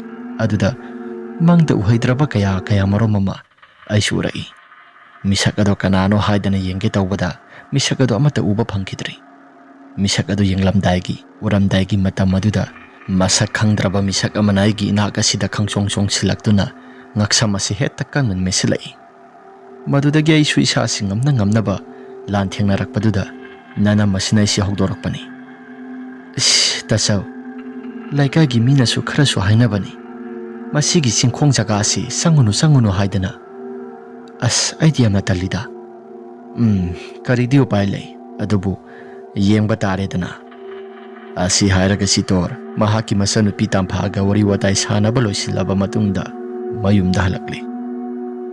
ꯅꯨꯃꯤꯠ ꯑꯗꯨꯒꯤ ꯅꯨꯃꯤꯗꯥꯡꯒꯤ ꯃꯇꯝꯅꯤ. ꯂꯩꯀꯥꯏꯒꯤ ꯅꯨꯄꯤ ꯄꯩꯁꯥ ꯄꯥꯏꯕꯤ ꯑꯃ ꯁꯤ ꯍꯥꯏꯗꯅ ꯇꯤꯡꯀꯣꯡꯒꯤ ꯂꯩꯀꯥꯏꯗꯨꯗ ꯌꯥꯝꯅ ꯋꯥ ꯂꯥꯎꯅꯩ. ꯇꯤꯡꯀꯣꯡꯁꯨ ꯃꯗꯨ ꯁꯤꯔꯦ ꯍꯥꯏꯕ ꯄꯥꯎ ꯑꯗꯨ ꯇꯥꯕꯗ ꯇꯤꯡꯀꯣꯡꯅ ꯄꯩꯁꯥ ꯄꯥꯏꯕꯤ ꯑꯃ ꯁꯤꯔꯕ? ꯑꯗꯨ ꯑꯣꯏꯕ ꯇꯥꯔꯒꯗꯤ ꯁꯅꯥ ꯂꯨꯄꯥ ꯈꯔꯁꯨ ꯍꯥꯄꯛꯄ ꯌꯥꯏꯗ. ꯇꯤꯡꯀꯣꯡꯁꯨ ꯋꯥꯈꯜꯗ ꯖꯥꯠ ꯌꯥꯝꯅ ꯈꯜꯂꯤ. ꯁꯤꯔꯤꯕ ꯃꯤꯑꯣꯏꯁꯤꯡ ꯑꯁꯤꯗ ꯁꯅꯥ ꯂꯨꯄꯥ ꯈꯔ ꯍꯥꯄꯛꯄꯗꯣ ꯃꯍꯥꯛꯁꯨ ꯍꯨꯔꯥꯟꯕ ꯀꯥꯒꯦ ꯍꯥꯏꯗꯅ ꯋꯥꯈꯜꯗ ꯈꯜꯂꯛꯏ. ꯑꯁꯨꯝ ꯇꯧꯗꯅ ꯁꯤꯔꯤꯕ ꯅꯨꯄꯤ ꯑꯁꯤ ꯄꯣꯠꯂꯣꯏꯅꯕꯒꯤꯗꯃꯛꯇ ꯆꯤꯡꯊꯛ ꯊꯪꯕ ꯁꯔꯨꯛ ꯑꯗꯣꯝꯗ ꯄꯨꯔꯛꯂꯦ. ꯂꯩꯀꯥꯏꯒꯤ ꯅꯍꯥꯁꯤꯡ ꯁꯦꯕꯥ ꯇꯧꯅꯕ ꯄꯨꯈꯠꯂꯛꯂꯤꯕꯗꯨꯁꯨ ꯅꯨꯃꯤꯗꯥꯡꯒꯤ ꯃꯇꯝ ꯌꯧꯁꯤꯜꯂꯛꯄꯗꯨꯗ ꯃꯁꯥꯗꯣ ꯏꯀꯤ. ꯏꯇꯥꯎ, ꯀꯤꯗ꯭ꯔꯥ? ꯑꯩꯗꯤ ꯉꯁꯤꯒꯤ ꯅꯨꯃꯤꯠ ꯑꯁꯤ ꯅꯍꯥꯟ ꯃꯈꯩꯒ ꯏꯃꯥꯟ ꯃꯥꯟꯅꯗꯦ. ꯏꯁꯥꯁꯦ ꯄꯪꯀꯤꯗ ꯀꯤ. ꯃꯃꯥꯟꯅꯕ ꯑꯃꯅ ꯀꯩꯒꯤ ꯀꯤꯒꯗꯧꯔꯤꯕꯅꯣ? ꯑꯩꯈꯣꯏ ꯑꯁꯨꯛ ꯌꯥꯝꯅ ꯌꯥꯝꯃꯤꯁꯤꯗꯤ. ꯅꯪꯅ ꯀꯤꯗꯕꯒꯤ ꯋꯥꯅꯤ. ꯑꯩꯗꯤ ꯂꯣꯏꯅ ꯀꯤꯔꯦ. ꯏꯁꯥꯁꯤ ꯌꯥꯗ꯭ꯔꯦ. ꯍꯨꯃꯥꯡ ꯑꯁꯤꯁꯨ ꯑꯅꯞꯄꯤ ꯉꯥꯛꯇ ꯀꯥꯡꯉꯤ. ꯉꯥꯏꯈꯣꯁꯦ, ꯀꯤꯕ ꯂꯥꯏꯔꯤ. ꯊꯧꯔꯝꯁꯤꯡ ꯑꯁꯤ ꯂꯣꯏꯁꯤꯜꯂꯝꯗꯅ ꯀꯃꯥꯏꯅ ꯀꯨꯝꯒꯗꯧꯔꯤꯕꯅꯣ? ꯍꯣꯏ ꯏꯇꯥꯎ, ꯑꯗꯨꯁꯨ ꯆꯨꯝꯃꯤ. ꯑꯁꯤ ꯍꯥꯏꯔꯒ ꯄꯥꯈꯪ ꯃꯆꯥ ꯑꯅꯤꯗꯣ ꯋꯥꯔꯤ ꯋꯥꯇꯥꯏ ꯁꯥꯟꯅꯗꯨꯅ ꯂꯥꯛꯏ. ꯃꯈꯣꯏ ꯑꯅꯤꯅ ꯁꯨꯝ ꯂꯥꯛꯄ ꯃꯇꯝ ꯑꯗꯨꯗ ꯃꯊꯛ ꯊꯪꯕ ꯁꯔꯨꯛ ꯑꯗꯣꯝꯗ ꯀ꯭ꯋꯥꯛ ꯃꯌꯥꯝꯁꯤꯡ ꯑꯗꯨꯅ ꯂꯩꯅ ꯄꯥꯏ. ꯃꯗꯨ ꯌꯦꯡꯅ ꯄꯥꯈꯪ ꯃꯆꯥ ꯑꯃꯅ ꯏꯇꯥꯎ, ꯃꯊꯛ ꯊꯪꯕ ꯁꯤꯒꯤ ꯑꯇꯤꯌꯥ ꯃꯊꯛ ꯑꯁꯤꯗ ꯀ꯭ꯋꯥꯛꯁꯤꯡꯁꯤꯅ ꯂꯩꯅ ꯄꯥꯏꯔꯤꯁꯤ ꯅꯪꯕꯨ ꯎꯕ꯭ꯔꯣ? ꯏꯇꯥꯎ, ꯎꯏ. ꯑꯗꯣ ꯍꯟꯗꯛ ꯃꯔꯛꯁꯤ ꯂꯩꯀꯥꯏꯒꯤ ꯃꯤꯑꯣꯏꯁꯤꯡꯅ ꯆꯤꯡꯊꯛ ꯑꯁꯤꯗ ꯀꯥꯈꯠꯀꯅꯨ ꯍꯥꯏꯗꯅ ꯍꯥꯏꯅꯔꯤꯕ ꯄꯨꯝꯅꯃꯛꯁꯤꯡ ꯑꯁꯤ ꯆꯨꯝꯂꯤꯕ꯭ꯔꯣ? ꯅꯪꯇ ꯅꯠꯇꯦ, ꯑꯩꯁꯨ ꯑꯃꯠꯇ ꯈꯪꯗꯦ. ꯆꯤꯡꯊꯛ ꯑꯁꯤꯗ ꯀꯩꯅꯣꯁꯨ ꯈꯔ ꯍꯥꯏꯅꯩ. ꯑꯩꯗꯤ ꯏꯁꯥꯁꯤ ꯍꯩꯅꯈꯤꯗ꯭ꯔꯦ. ꯑꯁꯨꯝꯅ ꯋꯥꯔꯤ ꯋꯥꯇꯥꯏ ꯁꯥꯟꯅꯗꯅ ꯀꯥꯔꯛꯂꯤ. ꯄꯨꯡꯖꯥꯜ ꯊꯤꯟꯗꯅ ꯀꯥꯔꯛꯂꯤ ꯅꯨꯃꯤꯗꯥꯡ ꯋꯥꯏꯔꯝꯒꯤ ꯃꯇꯝ ꯑꯗꯨꯗ ꯑꯀꯤꯕ ꯐꯪꯅꯈꯤꯔꯦ ꯅꯨꯄꯥ ꯃꯆꯥ ꯑꯅꯤꯗꯣ ꯆꯠꯂꯤꯕ ꯃꯤꯑꯣꯏꯁꯤꯡ ꯑꯗꯨꯁꯨ ꯃꯁꯥ ꯃꯁꯥꯁꯤꯡꯗ ꯀꯔꯤꯒꯨꯝꯕ ꯈꯔꯗꯤ ꯐꯥꯎꯔꯛꯂꯤ ꯑꯍꯜ ꯑꯃꯅ ꯅꯍꯥꯁꯥ ꯅꯈꯣꯏ ꯀꯤꯕ ꯑꯃꯠꯇ ꯌꯥꯗꯦꯀꯣ ꯅꯁꯥ ꯅꯁꯥꯗ ꯀꯩꯒꯨꯝꯕ ꯈꯨꯗꯝ ꯆꯥꯌꯦꯡ ꯐꯪꯂꯕꯁꯨ ꯇꯨꯃꯤꯟꯅ ꯑꯗꯨꯃꯛ ꯂꯩꯌꯨ ꯊꯧꯔꯝ ꯄꯨꯝꯅꯃꯛꯁꯤꯡ ꯑꯁꯤ ꯂꯣꯏꯗ꯭ꯔꯤꯈꯩꯗꯤ ꯀꯔꯤꯒꯨꯝꯕ ꯑꯃꯠꯇ ꯆꯠꯄ ꯌꯥꯔꯣꯏ ꯈꯣꯡꯐꯝꯁꯨ ꯃꯁꯤ ꯑꯃꯠꯇ ꯂꯦꯡꯕ ꯌꯥꯔꯣꯏ ꯂꯩꯀꯥꯏꯒꯤ ꯑꯍꯜ ꯑꯃꯅ ꯍꯥꯏꯔꯛꯂꯤꯕ ꯋꯥꯐꯝ ꯑꯗꯨ ꯃꯈꯣꯏꯁꯤꯡ ꯑꯁꯤꯁꯨ ꯍꯣꯏ ꯍꯥꯏꯗꯅ ꯌꯥꯔꯦ ꯑꯁꯨꯝꯅ ꯉꯥꯏꯍꯥꯛꯇꯪ ꯂꯩꯔꯕ ꯃꯇꯨꯡꯗ ꯃꯈꯣꯏꯁꯨ ꯑꯁꯤꯕ ꯍꯛꯆꯥꯡ ꯑꯗꯨ ꯊꯝꯂꯤ ꯑꯁꯨꯝꯅ ꯊꯝꯂꯛꯂꯕ ꯃꯇꯝ ꯑꯗꯨꯗ ꯂꯩꯀꯥꯏꯒꯤ ꯅꯨꯄꯥ ꯃꯆꯥ ꯑꯁꯤꯕ ꯍꯛꯆꯥꯡ ꯄꯥꯏꯔꯤꯕꯗꯨ ꯃꯗꯨꯗ ꯃꯈꯨꯠ ꯊꯪꯕ ꯁꯔꯨꯛ ꯑꯗꯣꯝꯗ ꯄꯥꯏꯔꯤꯕ ꯅꯨꯄꯥ ꯃꯆꯥꯗꯣ ꯃꯁꯥꯗ ꯀꯔꯤꯒꯨꯝꯕ ꯈꯔ ꯐꯥꯎꯕ ꯍꯧꯔꯛꯂꯤ ꯍꯥꯏꯐꯦꯠ ꯆꯞꯈꯠꯇꯨꯅ ꯌꯦꯡꯈꯠꯂꯨꯕ ꯃꯇꯝꯗ ꯅꯨꯄꯤꯗꯣ ꯃꯃꯤꯠ ꯃꯅꯥ ꯇꯔꯥꯎ ꯄꯥꯡꯂꯒ ꯃꯨꯟꯅ ꯌꯦꯡꯗꯨꯅ ꯂꯩꯔꯝꯃꯤ ꯃꯗꯨ ꯎꯔꯨꯕꯗ ꯅꯨꯄꯥꯗꯣ ꯃꯈꯨꯠ ꯐꯠ ꯊꯥꯗꯣꯛꯏ ꯃꯍꯥꯛꯅ ꯑꯗꯨꯝꯅ ꯍꯦꯛ ꯇꯧꯔꯨꯕꯗ ꯃꯌꯥꯝꯁꯤꯡ ꯑꯗꯨꯅ ꯀꯩꯅꯣ ꯍꯥꯏꯗꯅ ꯋꯥ ꯂꯥꯎꯅꯔꯛꯏ ꯃꯍꯥꯛꯁꯨ ꯇꯧꯔꯤꯕ ꯄꯨꯝꯅꯃꯛꯁꯤꯡ ꯑꯗꯨ ꯑꯃꯠꯇ ꯍꯥꯏꯗꯣꯛꯄ ꯇꯧꯗ ꯑꯗꯨꯝ ꯇꯨꯃꯤꯟꯅ ꯂꯩꯔꯝꯃꯤ ꯃꯌꯥꯝ ꯑꯩꯁꯨ ꯏꯁꯥꯁꯦ ꯁꯣꯛꯊꯔꯦ ꯍꯥꯏꯗꯅ ꯉꯥꯏꯍꯥꯛꯇꯪ ꯈꯨꯠ ꯑꯁꯤ ꯊꯥꯗꯣꯛꯄꯅꯤ ꯅꯪꯅ ꯑꯗꯨꯗ ꯈꯨꯠ ꯊꯥꯗꯣꯛꯂꯛꯂꯕꯗꯤ ꯑꯩꯈꯣꯏꯗꯤ ꯑꯃꯠꯇ ꯌꯥꯗ꯭ꯔꯦ ꯍꯥꯏꯗꯨꯅ ꯃꯌꯥꯝꯁꯤꯡ ꯑꯗꯨꯅ ꯉꯥꯡꯅꯩ ꯑꯁꯨꯝꯅ ꯑꯁꯤꯕ ꯅꯨꯄꯤ ꯑꯗꯣ ꯄꯩꯁꯥ ꯑꯁꯨꯛꯀꯤ ꯃꯇꯤꯛ ꯌꯥꯝꯅ ꯄꯥꯏꯕꯅꯤꯅ ꯁꯅꯥ ꯂꯨꯄꯥ ꯂꯟ ꯊꯨꯝ ꯃꯌꯥꯝ ꯑꯃ ꯍꯥꯞꯇꯨꯅ ꯄꯩꯁꯥ ꯅꯨꯡꯁꯥ ꯃꯌꯥꯝ ꯑꯃ ꯍꯥꯞꯇꯨꯅ ꯃꯍꯥꯛꯀꯤ ꯄꯣꯠꯂꯣꯏꯕꯗꯨ ꯇꯧꯅꯕꯒꯤꯗꯃꯛꯇ ꯃꯌꯥꯝ ꯑꯁꯤꯗ ꯁꯤꯟꯅꯔꯛꯄꯅꯤ ꯂꯥꯏꯒꯤ ꯊꯧꯔꯝ ꯑꯗꯨ ꯇꯧꯕ ꯂꯣꯏꯁꯤꯜꯂꯤ ꯂꯩꯀꯥꯏꯒꯤ ꯅꯨꯄꯥ ꯃꯆꯥꯁꯤꯡꯗꯤ ꯑꯁꯨꯝꯅ ꯍꯥꯏꯅꯩ ꯌꯦꯅꯥ ꯈꯨꯝꯕ ꯁꯤꯕꯁꯤꯗꯤ ꯄꯩꯁꯥ ꯑꯣꯟꯊꯣꯛꯅ ꯌꯥꯝꯅ ꯇꯧꯈ꯭ꯔꯦꯗ ꯃꯉꯛꯁꯝ ꯑꯃꯗꯤ ꯃꯈꯨꯠꯇꯁꯨ ꯁꯅꯥꯒꯤ ꯈꯨꯗꯣꯞ ꯑꯗꯨꯒ ꯃꯉꯛꯁꯝꯗꯁꯨ ꯁꯅꯥꯒꯤ ꯂꯤꯛ ꯃꯌꯥꯝꯅ ꯄꯨꯡꯂꯪ ꯂꯪꯂꯤ ꯑꯁꯤꯗꯤ ꯑꯣꯟꯊꯣꯛꯅ ꯍꯨꯔꯥꯟꯅꯤꯡꯈ꯭ꯔꯦꯗ ꯑꯁꯨꯝꯅ ꯂꯩꯔꯤꯉꯩ ꯃꯇꯝ ꯑꯗꯨꯗ ꯃꯤꯑꯣꯏ ꯀꯌꯥ ꯃꯔꯣꯝ ꯑꯃꯅ ꯀꯞꯄ ꯂꯥꯎꯕꯒꯤ ꯃꯈꯣꯜ ꯑꯁꯤ ꯂꯦꯞꯄ ꯂꯩꯇꯅ ꯇꯥꯔꯛꯏ ꯃꯈꯣꯜꯁꯤꯡ ꯑꯗꯨ ꯇꯥꯕꯗ ꯅꯍꯥ ꯈꯔ ꯃꯈꯩꯗꯤ ꯀꯤꯔꯦ ꯍꯥꯏꯗꯅ ꯇꯨꯃꯤꯟꯅ ꯑꯗꯨꯃꯛ ꯇꯥꯁꯤꯟꯗꯨꯅ ꯂꯩ ꯅꯍꯥ ꯑꯃꯅ ꯇꯥꯗ ꯁꯤꯗꯤ ꯇꯧꯔꯛꯂꯤꯕ ꯊꯧꯗꯣꯛ ꯃꯌꯥꯝꯁꯤꯡ ꯑꯁꯤ ꯑꯩꯈꯣꯏꯕꯨ ꯃꯈꯥ ꯇꯥꯅ ꯑꯗꯨꯃꯛ ꯂꯩꯈꯤꯗ꯭ꯔꯣ ꯉꯥꯏꯈꯣ ꯌꯨꯝꯒꯤ ꯃꯤꯑꯣꯏꯁꯤꯡꯅꯁꯨ ꯅꯨꯃꯤꯗꯥꯡꯒꯤ ꯃꯇꯝꯗ ꯑꯣꯏꯅ ꯊꯧꯔꯝ ꯑꯁꯤ ꯇꯧꯔꯁꯤ ꯍꯥꯏꯗꯅ ꯄꯨꯈꯠꯂꯛꯄꯅꯤ ꯂꯣꯏꯗꯧꯔꯦ ꯈꯖꯤꯛꯇ ꯉꯥꯏꯔꯛꯂꯤ ꯑꯁꯤ ꯍꯥꯏꯔꯒ ꯂꯥꯏꯁꯣꯟ ꯇꯤꯟꯁꯣꯟ ꯈꯔ ꯁꯣꯜꯂꯤ ꯉꯥꯏꯍꯥꯛꯇꯪꯒꯤ ꯃꯇꯨꯡꯗ ꯑꯁꯤꯕ ꯁꯪꯁꯀꯥꯔ ꯇꯧꯕꯗꯣ ꯂꯣꯏꯁꯤꯜꯂꯤ ꯃꯐꯝ ꯖꯒꯥ ꯑꯗꯨꯗ ꯎ ꯃꯅꯨꯡꯗ ꯐꯖꯅ ꯍꯥꯞꯂꯕ ꯃꯇꯨꯡꯗ ꯊꯅꯝꯂꯤ ꯃꯈꯥ ꯇꯥꯅ ꯀꯨꯝꯊꯔꯛꯂꯤ ꯑꯁꯨꯝꯅ ꯃꯈꯣꯏꯅ ꯀꯨꯝꯊꯔꯛꯄꯗꯨꯗ ꯅꯨꯄꯤ ꯑꯃꯅ ꯀꯟꯅ ꯂꯥꯎ ꯈꯣꯡꯕꯒꯤ ꯃꯈꯣꯜ ꯑꯃ ꯌꯥꯝꯅ ꯀꯟꯅ ꯍꯦꯛꯇ ꯇꯥꯔꯛꯏ ꯃꯈꯣꯏ ꯃꯌꯥꯝꯁꯤꯡ ꯑꯁꯤꯁꯨ ꯂꯥꯏꯒꯤ ꯊꯧꯔꯝ ꯇꯧꯕ ꯂꯣꯏꯁꯤꯜꯂꯕꯅꯤꯅ ꯌꯨꯝꯗ ꯈꯔ ꯊꯨꯅ ꯆꯦꯟꯊꯔꯁꯤ ꯍꯥꯏꯗꯅ ꯑꯃꯝꯕ ꯃꯔꯛ ꯑꯗꯨꯗ ꯀꯟꯅ ꯍꯦꯛꯇ ꯆꯦꯟꯊꯔꯛꯏ ꯑꯁꯨꯝꯅ ꯆꯦꯟꯊꯔꯛꯂꯕ ꯃꯇꯨꯡꯗ ꯃꯈꯥ ꯌꯧꯔꯦ ꯃꯌꯥꯝꯁꯤꯡ ꯑꯗꯨ ꯁꯤꯔꯝꯅꯤꯗ ꯍꯥꯏꯗꯅ ꯃꯆꯤꯜꯗꯁꯨ ꯌꯥꯝꯅ ꯁꯣꯟꯅꯩ ꯑꯁꯨꯝꯅ ꯅꯨꯃꯤꯗꯥꯡꯒꯤ ꯄꯨꯡ 12 ꯇꯥꯁꯤꯜꯂꯛꯂꯤ ꯑꯁꯣꯝꯗꯅ ꯑꯃꯥꯏꯕ ꯁꯤꯇꯣꯔ ꯃꯁꯥꯗꯣ ꯀꯩꯅꯣ ꯈꯔ ꯂꯥꯏꯁꯣꯟ ꯇꯤꯟꯁꯣꯟ ꯇꯧꯅꯕ ꯇꯧꯔꯝꯃꯤ ꯑꯃꯥꯏꯕ ꯁꯤꯇꯣꯔꯅ ꯅꯨꯄꯤ ꯑꯩꯅ ꯇꯧꯒꯗꯧꯔꯤꯕ ꯊꯕꯛꯁꯤꯡ ꯑꯁꯤ ꯂꯥꯏꯒꯤ ꯇꯤꯟꯒꯤ ꯑꯣꯏꯕ ꯈꯔ ꯃꯈꯩꯗꯤ ꯄꯣꯠꯆꯩꯁꯤꯡ ꯑꯁꯤ ꯋꯥꯠꯂꯤ ꯑꯋꯥꯠꯄꯁꯤꯡꯗꯨ ꯄꯨꯊꯣꯔꯛꯎ ꯀꯩ ꯋꯥꯠꯂꯤꯒꯦ ꯎꯁꯥꯟ ꯃꯩꯔꯥꯗꯣ ꯃꯗꯨ ꯋꯥꯠꯂꯤ ꯃꯗꯨ ꯄꯨꯊꯣꯔꯛꯎ ꯑꯇꯩꯗꯤ ꯏꯁꯤꯡ ꯑꯁꯦꯡꯕ ꯑꯃꯒ ꯏꯁꯤꯡ ꯑꯁꯦꯡꯕ ꯈꯔꯒ ꯃꯗꯨꯅ ꯑꯗꯨꯝ ꯌꯥꯔꯅꯤꯗ ꯁꯤꯗ ꯂꯩꯔꯤ ꯑꯁꯤ ꯍꯥꯏꯔꯒ ꯈꯨꯕꯥꯛ 3 ꯐꯨꯗꯣꯛꯂꯤ ꯑꯗꯨꯒ ꯑꯃꯥꯏꯕ ꯁꯤꯇꯣꯔ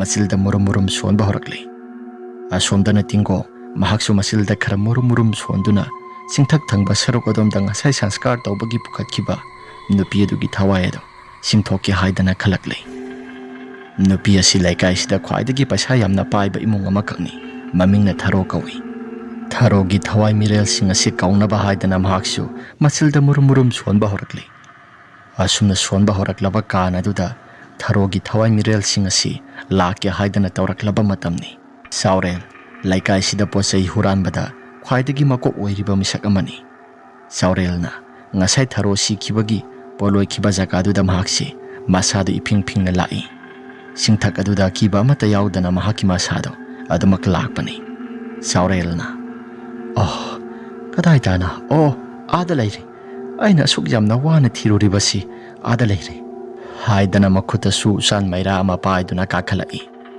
ꯆꯥꯎꯔꯦꯜꯅ ꯁꯅꯥ ꯂꯨꯄꯥꯁꯤꯡ ꯑꯁꯤꯗꯤ ꯑꯣꯟꯊꯣꯛꯅ ꯂꯪꯅ ꯈꯨꯗꯣꯜ ꯇꯝꯅ ꯁꯥꯔꯛꯈ꯭ꯔꯦꯗ ꯃꯁꯤ ꯄꯨꯝꯅꯃꯛꯁꯤꯡ ꯑꯁꯤ ꯀꯅꯥꯒꯨꯝꯕ ꯑꯃꯠꯇꯁꯨ ꯍꯨꯔꯥꯟꯕ ꯉꯝꯗꯕ ꯃꯥꯜꯂꯤ ꯐꯔꯦ ꯁꯤꯁꯦ ꯑꯩ ꯄꯨꯊꯣꯛꯂꯒꯦ ꯑꯁꯨꯝ ꯇꯧꯗꯅ ꯆꯥꯎꯔꯦꯜ ꯊꯥꯔꯣꯒꯤ ꯃꯉꯛꯁꯝꯗ ꯁꯤꯔꯤꯕ ꯁꯅꯥꯒꯤ ꯂꯤꯛ ꯃꯌꯥꯝꯁꯤꯡ ꯑꯗꯨꯁꯨ ꯃꯊꯪ ꯃꯅꯥꯎ ꯅꯥꯏꯅ ꯂꯧꯊꯣꯛꯄ ꯍꯧꯔꯛꯂꯤ꯫ ꯑꯁꯨꯝꯅ ꯃꯊꯪ ꯃꯊꯪ ꯂꯧꯊꯣꯛꯂꯛꯄꯅ ꯂꯤꯛ ꯃꯌꯥꯝꯁꯤꯡ ꯑꯗꯨꯁꯨ ꯂꯧꯊꯣꯛꯂꯤ, ꯑꯗꯨꯒ ꯍꯥꯞꯂꯝꯕ ꯄꯩꯁꯥ ꯃꯌꯥꯝꯁꯤꯡ ꯑꯗꯨꯁꯨ ꯂꯣꯏꯅ ꯂꯧꯊꯣꯛꯂꯛꯂꯤ꯫ ꯈꯨꯠꯁꯥ ꯃꯉꯥꯗ ꯁꯤꯔꯤꯕ ꯈꯨꯗꯣꯞꯁꯤꯡ ꯑꯗꯨꯁꯨ ꯂꯧꯊꯣꯛꯀꯦ ꯍꯥꯏꯗꯅ ꯃꯊꯪ ꯃꯊꯪ ꯂꯧꯊꯣꯔꯛꯄꯗ ꯈ꯭ꯋꯥꯏꯗꯒꯤ ꯏꯀꯣꯟ ꯀꯣꯟꯅ ꯁꯤꯔꯤꯕ ꯈꯨꯠꯁꯥ, ꯈꯨꯅꯥꯎꯕꯤꯗ ꯁꯤꯔꯤꯕ ꯈꯨꯗꯣꯞ ꯑꯗꯨ ꯂꯧꯊꯣꯛꯄ ꯌꯥꯗ꯭ꯔꯤ꯫ ꯁꯥꯎꯔꯦꯜꯅ ꯉꯁꯥꯏ ꯃꯈꯩ ꯑꯃ ꯇꯧꯕꯗꯤ ꯂꯣꯏꯅ ꯌꯥꯏ, ꯆꯤꯡꯊꯣꯛꯄꯁꯨ ꯂꯣꯏꯅ ꯌꯥꯏ, ꯑꯗꯨꯒ ꯈꯨꯗꯣꯞ ꯑꯁꯤ ꯂꯧꯊꯣꯛꯄ ꯌꯥꯗ꯭ꯔꯤꯁꯤꯅ ꯀꯔꯤꯒꯤ?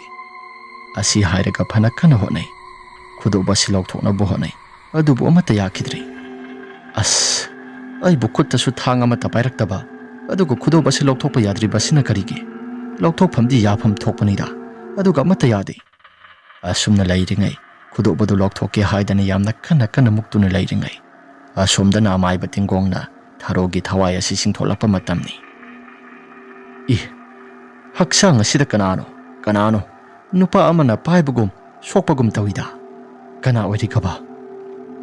ꯑꯁꯤ ꯍꯥꯏꯔꯒ ꯑꯃꯥꯏꯕ ꯇꯤꯡꯒꯣꯡ ꯃꯃꯤꯠ ꯎꯏꯁꯤꯟꯈ꯭ꯔꯦ꯫ ꯑꯣ ꯁꯥꯎꯔꯦꯜ, ꯅꯪ ꯑꯣꯏꯔꯦ꯫ ꯑꯁꯤꯕ ꯍꯛꯆꯥꯡ ꯑꯁꯤꯗ ꯅꯪꯗꯤ ꯁꯅꯥ ꯂꯨꯄꯥ ꯍꯨꯔꯥꯟꯒꯦ ꯍꯥꯏꯗꯅ ꯂꯥꯛꯂꯤꯕ?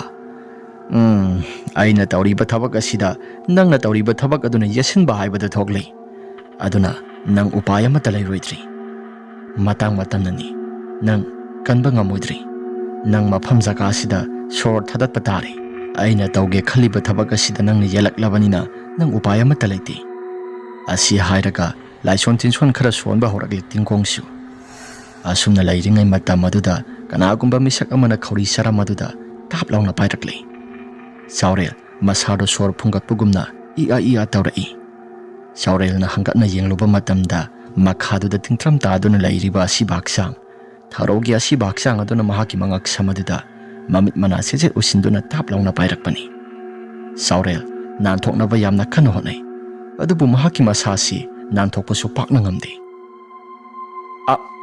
ꯑꯩ ꯁꯤꯕ ꯇꯥꯔꯦ, ꯑꯩꯒꯤ ꯍꯛꯆꯥꯡ ꯑꯁꯤ ꯑꯃꯨꯛꯇ ꯊꯥꯗꯣꯛꯄꯤꯌꯨ, ꯑꯩ ꯁꯤꯕ ꯇꯥꯔꯦ꯫ ꯑꯁꯨꯝꯅ ꯂꯩꯔꯤꯉꯩ ꯑꯁꯣꯝꯗꯅ ꯑꯃꯥꯏꯕ ꯁꯤꯇꯣꯔ, ꯃꯍꯥꯛꯁꯨ ꯃꯃꯤꯠꯇ ꯀꯩꯅꯣ ꯈꯔ ꯎꯕ ꯍꯧꯔꯛꯂꯤ꯫ ꯃꯃꯤꯠꯇ ꯁꯥꯎꯔꯦꯜꯅ ꯇꯧꯔꯤꯕ ꯄꯨꯝꯅꯃꯛꯁꯤꯡ ꯑꯗꯨ ꯂꯣꯏꯅ ꯎꯔꯕ ꯀꯥꯟ ꯑꯗꯨꯗ ꯁꯤꯇꯣꯔ ꯃꯃꯤꯠ ꯃꯅꯥ ꯁꯦꯖꯦꯠ ꯎꯁꯤꯜꯂꯒ ꯀꯩꯒꯨꯝꯕ ꯈꯔ ꯁꯣꯟꯕ ꯍꯧꯔꯛꯂꯤ꯫ ꯑꯁꯨꯝꯅ ꯁꯣꯜꯂꯤꯉꯩꯗ ꯁꯥꯎꯔꯦꯜꯒꯤ ꯃꯅꯥꯛ ꯋꯥꯏ ꯈꯔ ꯂꯥꯞꯇꯛꯅ ꯀꯅꯥꯒꯨꯝꯕ ꯃꯤꯁꯛ ꯑꯃ ꯉꯧꯔꯣꯛ ꯉꯧꯅ ꯊꯣꯔꯛꯂꯤ꯫ ꯁꯥꯎꯔꯦꯜꯅ ꯑꯥꯗ ꯉꯧꯔꯣꯛ ꯉꯧꯅ ꯊꯣꯛꯂꯛꯂꯤꯕꯁꯤ ꯀꯅꯥꯅꯣ? ꯑꯁꯤ ꯍꯥꯏꯔꯒ ꯃꯍꯥꯛꯁꯨ ꯃꯨꯟꯅ ꯌꯦꯡꯉꯤ꯫ ꯑꯁꯨꯝꯅ ꯃꯨꯟꯅ ꯌꯦꯡꯗꯨꯅ ꯂꯩꯔꯤꯉꯩꯗ ꯍꯧꯖꯤꯛ ꯉꯥꯏꯍꯥꯛꯇꯪꯒꯤ ꯃꯃꯥꯡꯗ ꯃꯍꯥꯛꯀꯤ ꯃꯉꯛꯁꯝ ꯄꯥꯏꯗꯨꯅ ꯃꯦꯠꯂꯝꯕ ꯊꯥꯔꯣꯒꯤ ꯑꯁꯤꯕ ꯍꯛꯆꯥꯡ ꯑꯗꯨ ꯑꯉꯧꯕꯗꯨ ꯐꯠ ꯊꯣꯛꯂꯛꯄ ꯃꯇꯝꯗ ꯇꯨꯃꯤꯟꯅ ꯆꯞ ꯂꯦꯞꯈ꯭ꯔꯦ꯫ ꯁꯥꯎꯔꯦꯜꯅ ꯁꯤꯕꯨ ꯁꯤꯔꯝꯅꯤꯗ, ꯑꯩꯒꯤ ꯏꯁꯥꯁꯤ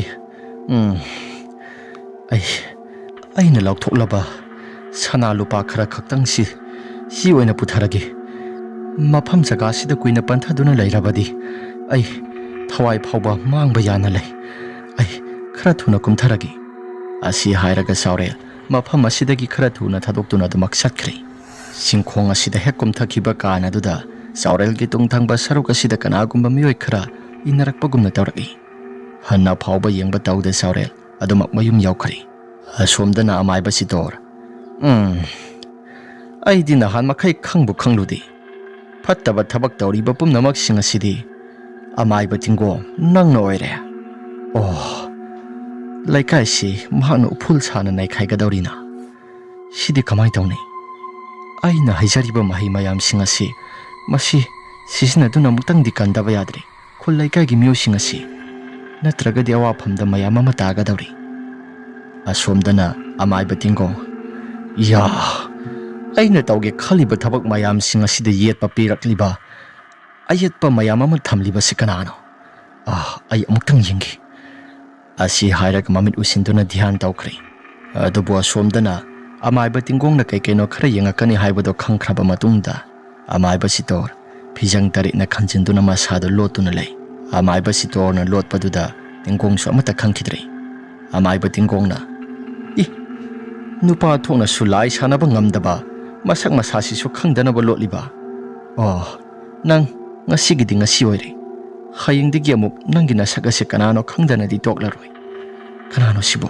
ꯑꯩꯕꯨ ꯑꯃꯨꯛꯇꯪ ꯈꯪꯅꯤꯡꯈ꯭ꯔꯦꯗ꯫ ꯑꯁꯨꯝꯅ ꯂꯩꯔꯤꯉꯩ ꯁꯤꯇꯣꯔꯁꯨ, ꯅꯪꯅ ꯑꯩꯒꯤ ꯁꯛꯁꯦ ꯈꯪꯅꯕ ꯌꯥꯝꯅ ꯀꯟꯅ ꯍꯣꯠꯅꯖꯔꯕꯁꯨ ꯎꯄꯥꯏꯗꯤ ꯑꯃꯠꯇ ꯂꯩꯔꯣꯏ꯫ tinggo nangna sanariba pumnamaksing khul laikagi miyamsingdana loina khangangani nangna tawriba phataba thabak ado phatraba thawai mayamsing asi amamam to aina loina punsinduna khul laikasida uphul sano akhaige haina khaliba wakhalado aina loina machet taana thugaigani aina hinglingai matamda mafam jagasi ꯑꯩꯈꯣꯏꯒꯤ ꯂꯩꯀꯥꯏꯗꯒꯤ ꯍꯦꯟꯗꯣꯛꯇꯅ ꯅꯈꯣꯏꯒꯤ ꯈꯨꯜ ꯐꯥꯎꯕꯗ ꯑꯩꯅ ꯉꯥꯛꯀꯅꯤ ꯑꯁꯤ ꯍꯥꯏꯔꯒ ꯑꯃꯥꯏꯕ ꯁꯤꯇꯣꯔ ꯃꯃꯤꯠ ꯄꯥꯡꯂꯛꯂꯦ ꯑꯍꯤꯡꯒꯤ ꯃꯇꯝꯅꯤ ꯁꯥꯎꯔꯦꯜ ꯃꯌꯨꯝꯗ ꯅꯨꯡꯉꯥꯏꯅ ꯄꯣꯊꯥꯔꯤ ꯃꯍꯥꯛꯅ ꯉꯁꯥꯏ ꯄꯨꯔꯛꯄ ꯃꯌꯥꯝꯁꯤꯡ ꯑꯗꯨꯁꯨ ꯃꯍꯥꯛꯀꯤ ꯅꯨꯄꯤꯗ ꯑꯃꯠꯇ ꯈꯪꯍꯟꯗ꯭ꯔꯦ ꯁꯅꯥ ꯂꯨꯄꯥ ꯃꯌꯥꯝꯁꯤꯡ ꯑꯗꯨ ꯃꯍꯥꯛꯀꯤ ꯅꯥꯀꯜ ꯊꯪꯕꯗ ꯑꯗꯨꯃꯛ ꯊꯝꯃꯤ ꯁꯅꯥ ꯂꯨꯄꯥꯁꯤꯡ ꯑꯗꯨ ꯀꯅꯥꯒꯨꯝꯕ ꯑꯃꯅ ꯄꯨꯕꯒꯨꯝꯅ ꯇꯞꯅ ꯇꯞꯅ ꯄꯥꯏꯈꯠꯂꯛꯂꯦ ꯁꯥꯎꯔꯦꯜꯁꯨ ꯅꯨꯡꯉꯥꯏꯅ ꯄꯣꯊꯥꯕ ꯃꯇꯝ ꯑꯣꯏꯕꯅ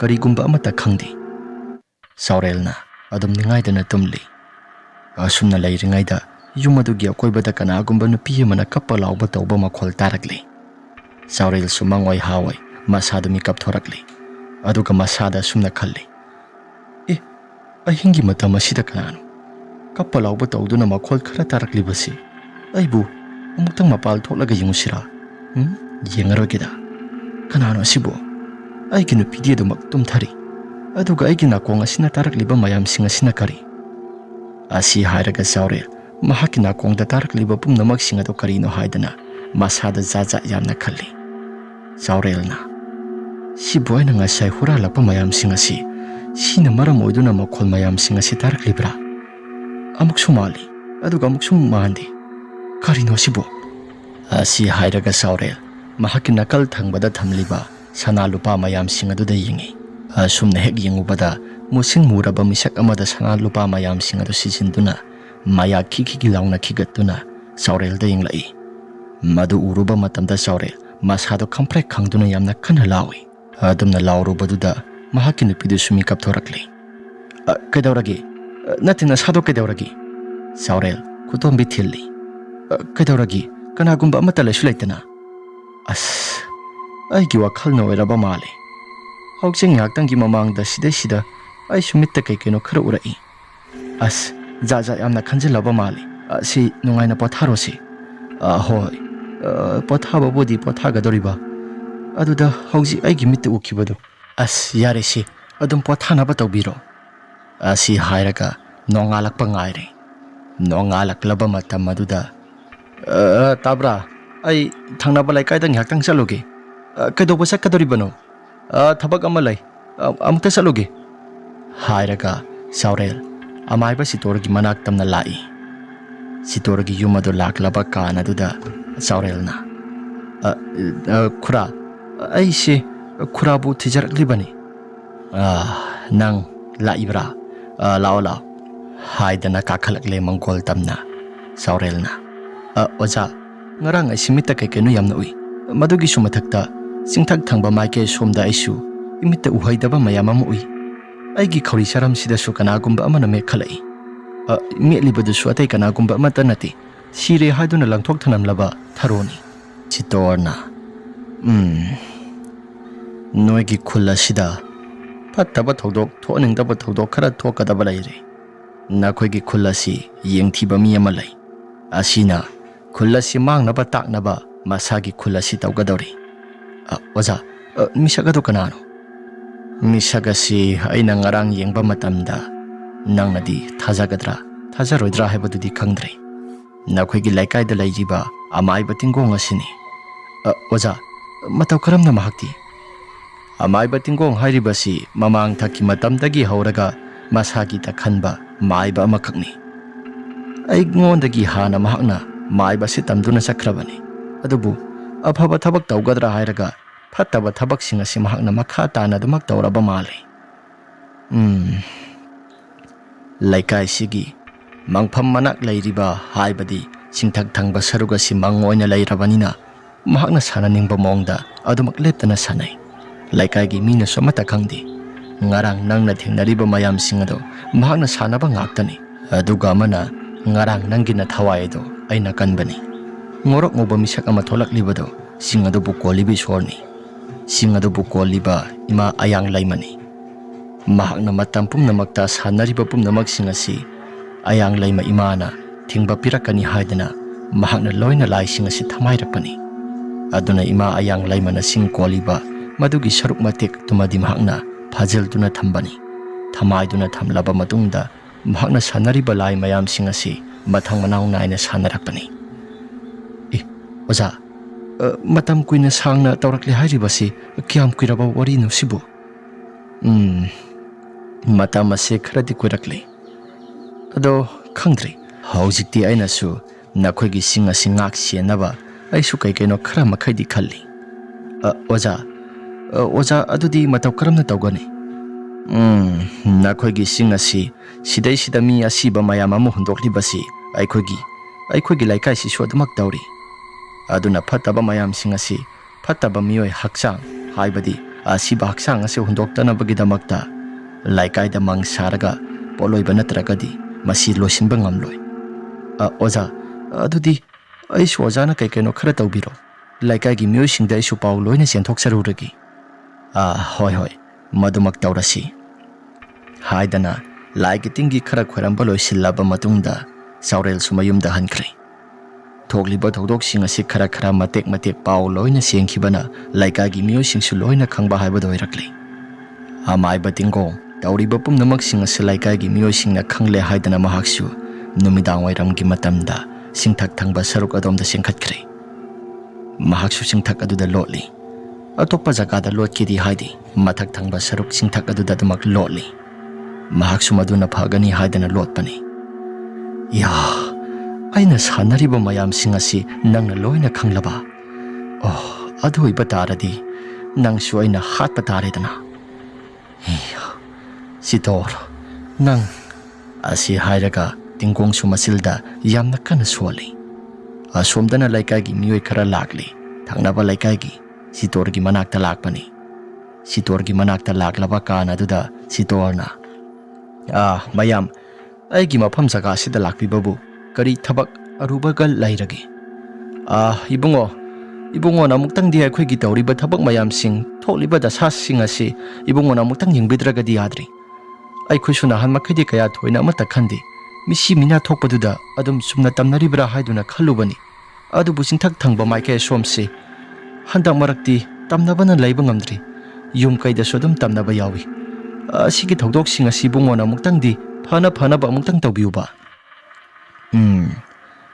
ai phana ba tawge adubu misaga sidina khoi sapsana khanglabra ibungo saurel na tambadage khoi su loina khangle misaga do mayum da satuna thibada su amata leiramde kadai tana sakrabano khangdi mayum gi miyoi singsu thigadabadu su ma mathanta leibanina amata khangdri adu oiragana aisu dhyan tawduna muktang mapung phana yengi asi hairaga sitor mamit usinduna dhyan tawduna yengkri sukna mamlaba kasilamada amaiba tingkong leirami masilda sumurum suanba lepti amaiba tingkong na tawriba pumnamak singadu sitorna ikokong na uri sitorna uri sukna mamlaba loksak amada mahakti ningaidana da mapot haduna masilda su kaino khara su soli mahakna aisi hatki haidana adum tawduna leiri mayam sanariba pumnamak sing asi loisindaba yaroi mayamna swamai batingkong na tawriba pumnamak sing asi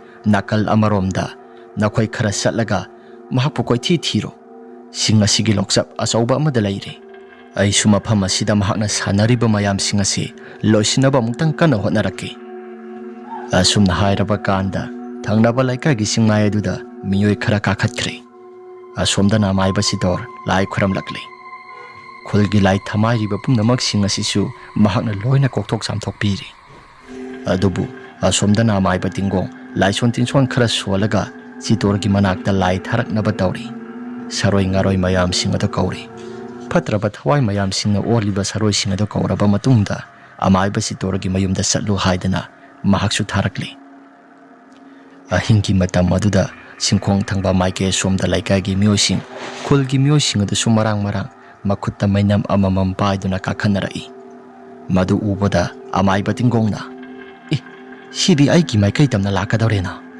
somgi maikai somsida adumak sialagi haidana siali asomdana laikai gi miyoi khrasu amaiba sitor gi mayum gi manungda leiri amaiba tingkong na tharakpati mu laimu mayam singado amaiba sitor gi mayum da yauraba kana duda thongda kap kap launa nomba horakli. Akoibadasu kanagumba miyoi kharana murum murum sualaga koisin sinbagum makhol khara tarakli. Mayamsing asina kiri kiri haidana taunai. Maduda amaiba si torna. Ngaiko. Kasu thudokpa amata tauroi. Sigi mafam jaga asi aigi jagani. Aigi sungakpa sianaba timu laimu khara thadokuna thamli. Karigumba amata nakhuida sokloi. Asi hairaga amaiba si torna mahaki thamliba timu laimu mayamsing adusu asomdagi tingkongna tharakpa phatraba thawai mayamsing aduga lanthingna halli. Pak hinjinba ngamnadi. Asomdana khul laikagi miyam changduna amaiba tingkong adu koithi thi. Mayam thiba yaba thiraba su phangba kauba leitre. Asomdana amaiba si torbu ngak senduna thamliba timu laimu mayamsing aduna tharakliba mayamsing adu loina hatli. Amaiba si tor makha tana. Ai bumang na batharak labanina nangi suna punsi ase loisin batari.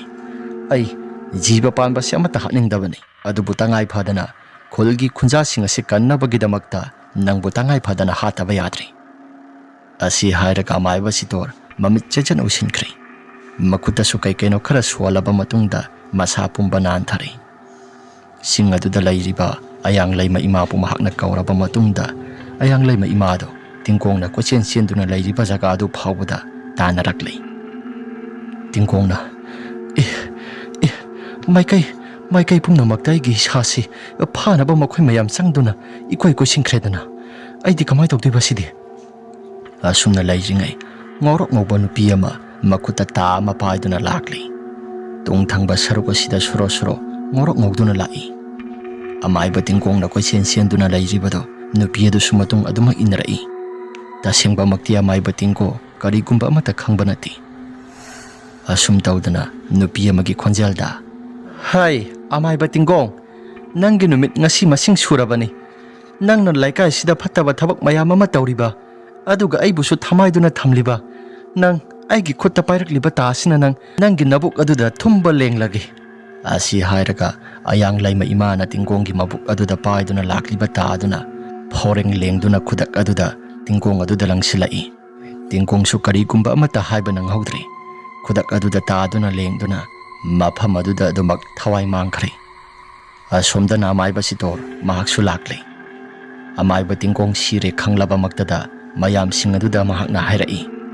Singkhong adu yauraba kan aduda mayam mafam jaga sida mahak leitre.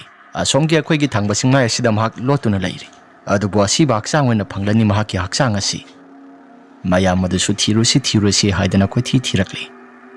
Kona thangda koi thiraklaba matamda amaiba tingkonggi asiba haksang adu phanglei. Mayam asi sungakli kanamakna halibano haidana. Numit asidagi hauraga amaiba si torna hana mamang takta singa sida langthok thamkiba asiba haksang saru polang mayam singado mafam sana putharaklaba kanda poloiduna phajana mathomangam pangthokle. Masigi matungda khulaikai si hanaga tauramba pumnamak singado maduga manadana khulaikai sida misimina tholapa matamda poloiduna seba mai phajana tharaga adum makha tana asiba haksang ase langthokhidri. Sitor hoiki khuladu su adumangai sapmanan hekta tawi. Masigi matungda karigumba amata taudana khulasi nungai yaifana pankri. Wari ase matang asida losinjari. Wari ase nungai rabadi like amadi subscribe share tobiramo haiduna haijari. Phare mayam adudi ngasigidi matang asida losinjaragi. Mathangi warida mohana thengnarasi.